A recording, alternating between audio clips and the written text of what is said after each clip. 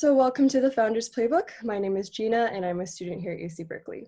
It is my privilege today to speak with Anushka Purohit, a student whose team recently won at the Google Solution Challenge 2020.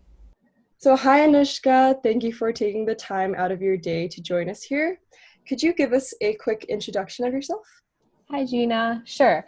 So hi, everyone. My name is Anushka. I'm a sophomore currently, almost going to enter my junior year, actually. I study at the Hong Kong University of Science and Technology, where I major in electronic and computer engineering.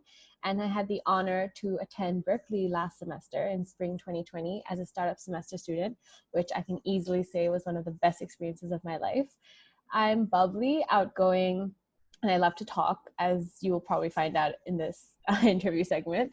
And I also really like to speak and learn languages. I can currently speak 5, including Cantonese and Mandarin. And I'm looking to learn a few more, especially now that I have some extra time in quarantine. I also really like debating and public speaking, and that's a little bit about me. Yeah, I love that. That's super cool.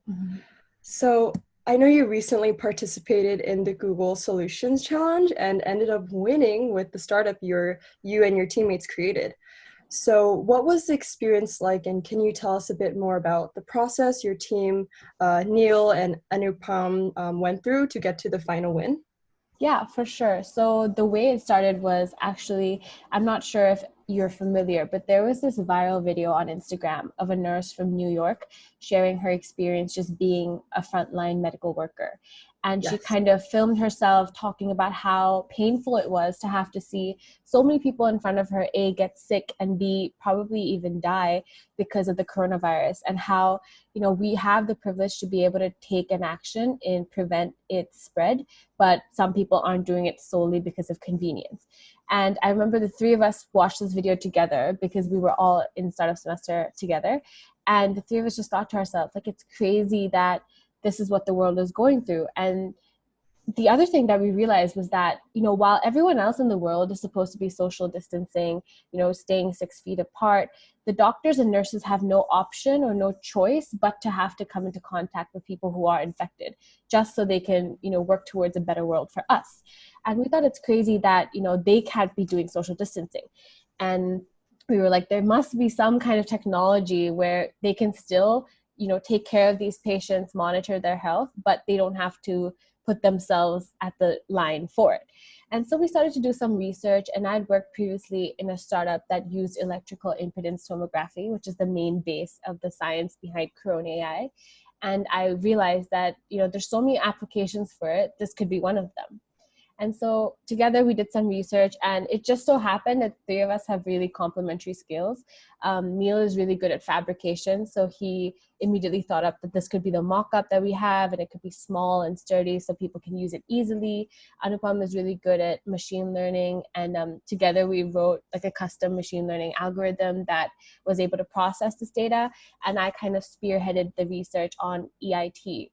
And yeah, that's kind of how the whole story started. And then we submitted to Google Developer Students Club because I'm in the Developer Student Club at UST.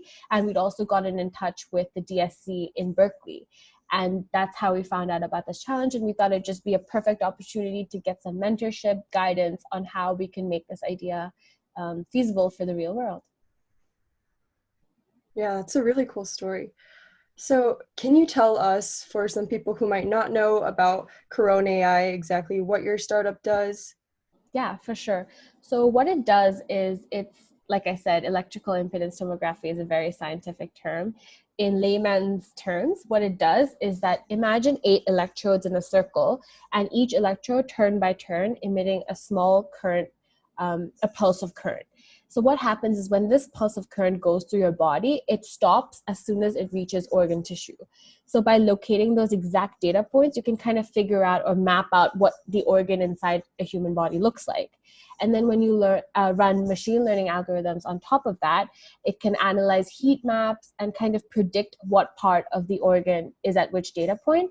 And so in that way, you can kind of create a real-time scan of the internal organ without having to undergo an MRI or a CT scan. So this kind of technology is vital for something like coronavirus, for example, where doctors have to examine your body's inner condition to check whether or not the virus has been attacking it. And that's how they can diagnose correctly whether you have, let's say, for example, coronavirus or something else.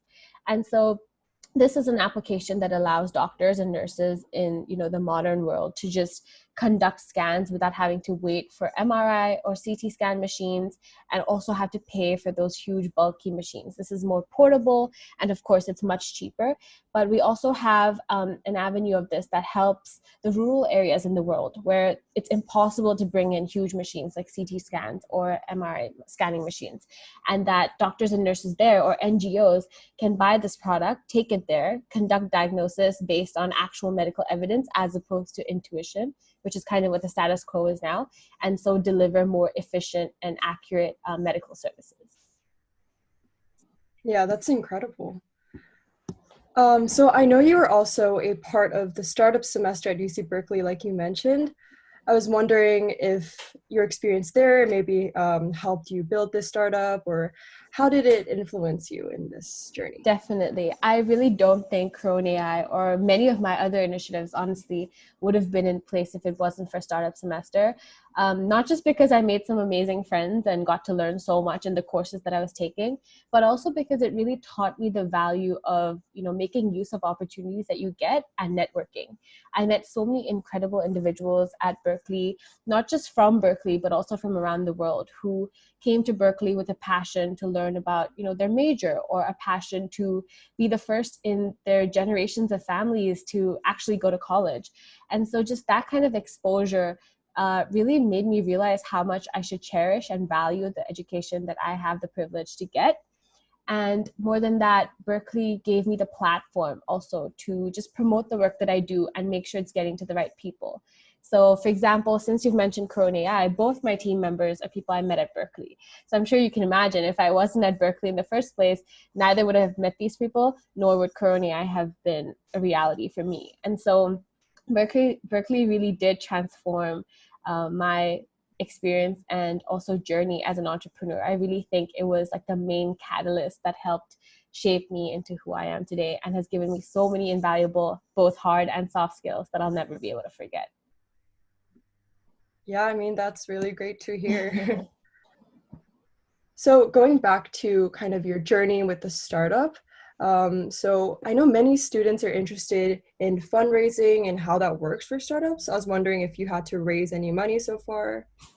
We actually haven't raised any money so far, but we've been pitching to a lot of people. The thing with raising money and pitching as a startup is that you always have to end with an ask in your presentation. And so CoronAI's ask so far has only been guidance and mentorship. So we haven't really been aiming for the fundraising part, but I know this is going to be a huge step in the future, pitches to come, because at the end of the day, obviously every startup needs a base amount of funds that you can use for research and development. And so that's definitely going to be something that we're going to be looking at soon. We have a pitch actually with Google as part of winning the Google Challenge in August. And we're probably going to be asking for some funding just so we can, streamline our design, but also catalyze the process within which we are developing CoronAI. And so I think the best tip that I would give in fundraising is really justify why you're asking for that much money. And you don't have to show all of that on a slide. For example, your ask could be, we want $200 for 10%, let's say, for example. But in the back, you have to be ready for the investors or the VCs to ask you, why did you come up with 200? It can't be just a random number you pulled out of a hat. There needs to be a lot of justification that goes into it. You have to explain exactly how you're going to be using that amount of money, and kind of give them a timeline of what your growth is going to be. So those are some tips that I also learned myself at startup semester, which were very valuable for me, which I was very happy to share with all of you. Yeah, thank you for sharing that. And I mean, I'm super excited to see what happens with Google and how much they'll be able to help you. Yeah, me too. Looking forward to it. Yeah. So now we're going to get a little bit more candid here. So I was wondering, have you been doing anything cool this quarantine period? Any new projects or hobbies? Something cool. I mean, just in line with the whole entrepreneurship thing. I am very into hackathons and ideation challenges. I think it's a really good way to keep your brain moving, especially when you're just, at home or like lazing around. So that's something I've been doing, just exploring different hackathons, getting different problem statements, trying to rack my brain around them, see, what kind of solutions we can come up with. But other than that, something I'm sure my family is very happy about is that I've tried to start cooking, which before I used to say, making instant noodles and just getting frozen packets and reheating them was cooking, which a lot of my friends did, look me weird for. They were like, are you sure that's cooking? But now I've officially started cooking a little bit more from scratch. So I've been trying different cuisines, trying to, whip up some good dishes at home. Some have been pretty good successes. Some have been a little bit of fails, but hey, I think that's how it goes. You got to fail to learn some. So yeah, cooking, I think, has been something that I've really been looking forward to during the quarantine. I love that. I mean, sounds like you've been staying pretty busy, which I respect. Yeah, I love food. And given the fact that I can't really be ordering in now because there's a whole risk with it, I was like, might as well make my favorite food at home. So Yeah, for sure. yeah. So when you're trying to kind of do these new projects, can you tell us a bit about how you do those in your day? So maybe about your daily routine, both while you were going to school and now just outside of working hours during the summer? So while I was going to school, actually, maybe I'll just talk about last semester because frankly, that's what I remember now. It seems like ages since I've gone back to school. But I think it was very convenient for me because my classes were conveniently timed in the afternoon. So I could take my time waking up and have a whole, nice, perfect college student routine. I remember waking up, making myself a nice breakfast, doing avocado toast one day and then being a little fancy the other. So I'd start off with that, and then kind of, this was back when we could leave the house freely and walk around here and there. So I remember I used to walk to Berkeley as opposed to take the buses because I used to really like checking out all the different restaurants, cafes down the road. Probably get myself a coffee from a cafe because if you're in Berkeley you just have to. And then once I'd reach campus, I'd probably head to class. And I remember heading to class was one of my favorite things because there would always be students lounging around outside the classroom.